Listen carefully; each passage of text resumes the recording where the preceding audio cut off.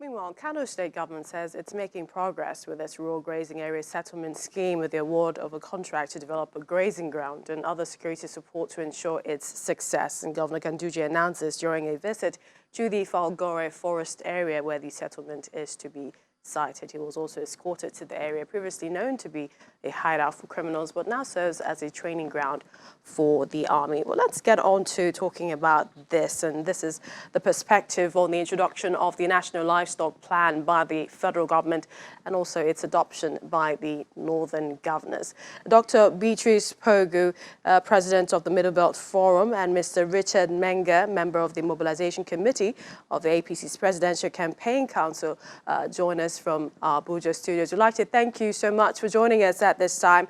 And my first question will be to you, Mr. Menga.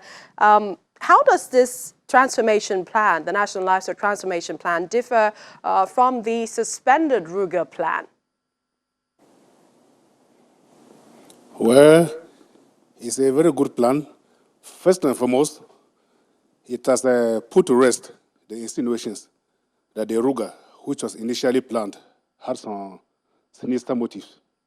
You know, there were a lot of cries by Nigerians that the Ruga implementation has some sinister motives because they were quick to point out that Ruga is a Fulani name, that it means Fulani settlement. And some people saw it as part of the expansion agenda that they're accusing some people about.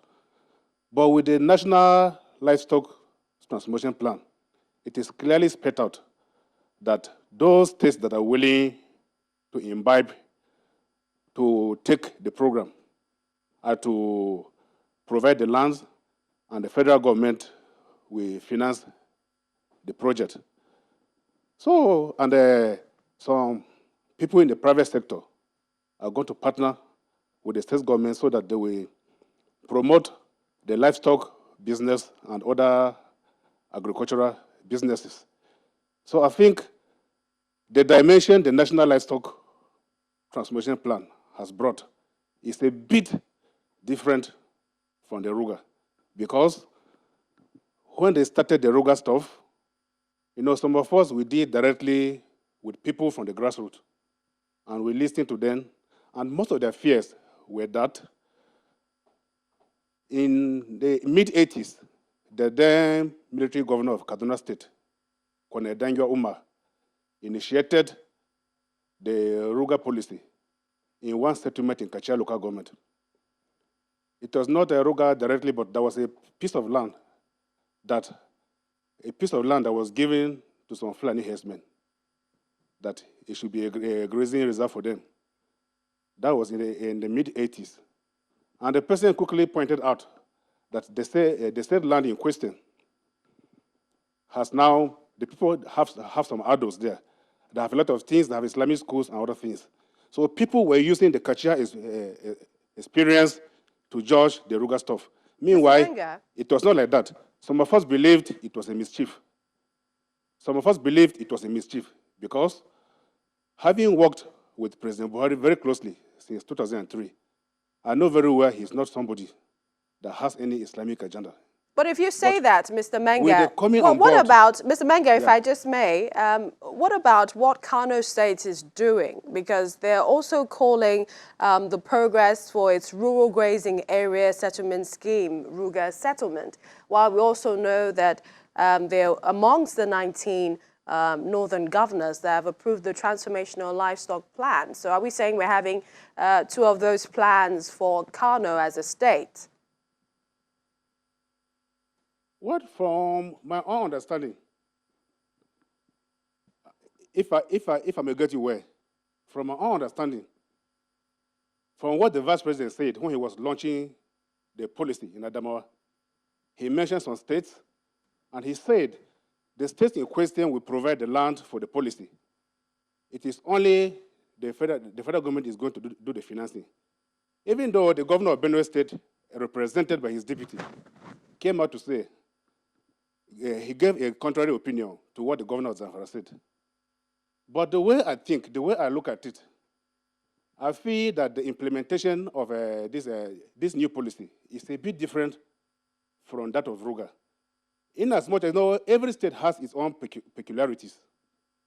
So what is applicable in Kano may be a bit different from Adamawa and other states. It is based on the situation on ground. But in a nutshell, I would say the policy, if properly implemented, as was said by the Vice President, if it is properly implemented, I think it is good.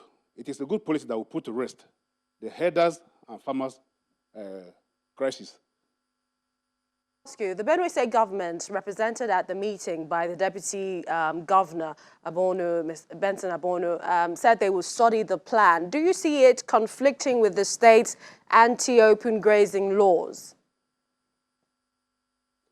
Well, I don't think it is contradictory. But you see, I represent North Central in the Universal Basic Education Commission. And just a few months ago, we toured the whole states. I toured the whole states of the North Central, where I'm representing. And when I went to Benue State, I saw a lot of, most of our buildings, the buildings that were put in place for the girl child education. One in Bajumba, it was turned to it has become a refugee camp. Those who were displaced from their villages, have taken over the building. It is no longer meant for the purpose it was built.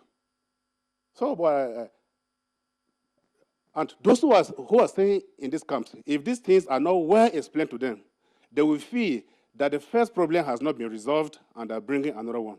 All right. So it could be these fears that made the Benue Deputy Governor to make a statement which sounded contradictory. But I think the National Livestock Transformation Plan will not contradict the anti-open grazing law policy, because from the way I look at it, it is also promoting the ranching of cattle and other. It is aimed at ranching our cattle. And the anti-open grazing law, the provision of it says that it is against the random movement of cows. All right. We'd like to thank you. Mr. Richard Menga, thank you so much for your contributions on this particular issue. Unfortunately, Dr. Beatrice Pogo couldn't join us, but thank you. Let's quickly take a break. When we return, we'll take a look at the PDP and APC parties, their readiness for the appeal at the Supreme Court. This is over the results of the 2019 presidential elections. Please join us again.